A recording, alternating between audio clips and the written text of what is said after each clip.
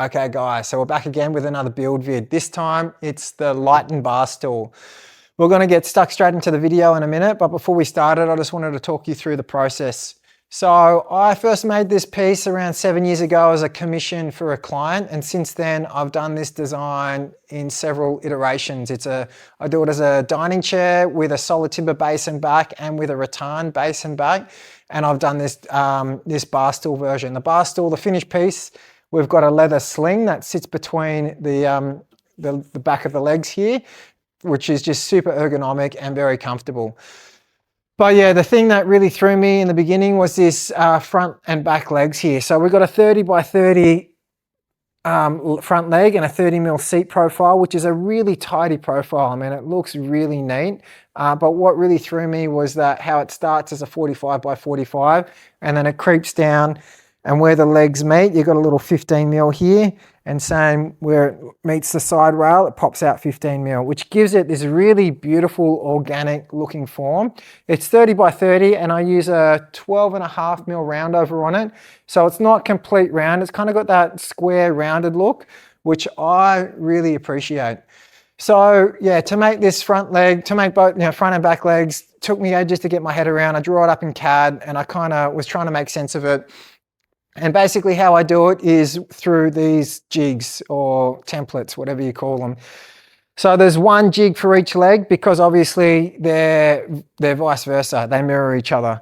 And it's pretty simple. You draw it on. I mean, now that I've made them, and I've got a bunch of these jigs made up for each of the chair iterations. But as you can see here, yeah, going from 45 to 40 by 45 to 30 by 30 with these little, the way that the leg meets the rail, man, it's a really nice and tidy detail.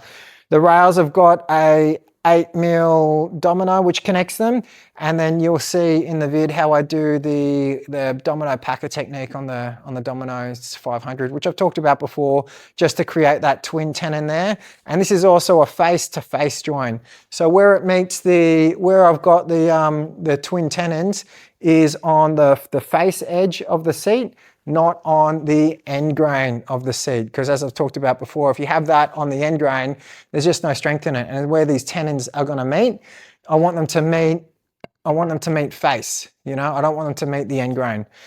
Hope that makes sense. Yeah, there's a bit in this, guys, but it's also just a really fun project. I mean, these are really fun to make. I've made these, I don't know, close to 100 chairs in the Leighton design that I've done, so they come pretty easy for me. There's one mistake in this video which I probably didn't emphasize, but you can see here the top of this back leg. So these were the original back legs, and when I was on the router table doing this 12.5mm round, I just went straight ahead and did the 12.5mm round on the top edge of the seat where the back leg meets the seat. But you can see here, the top edge is meant to have a 3mm round. So yeah, mistakes were made. Anyway, we redid the back legs, and yeah, it just makes a real big difference that 12.5mm round over on the inside meeting to the 3mm round over. Man, it's really tidy.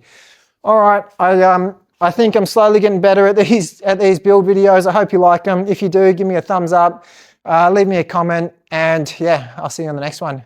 You.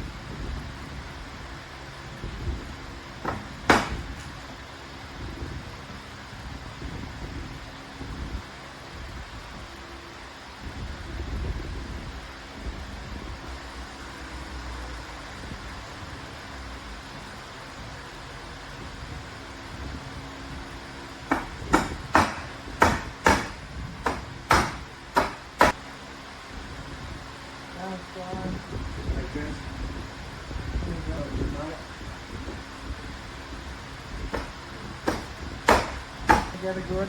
Yeah, that's good, mate.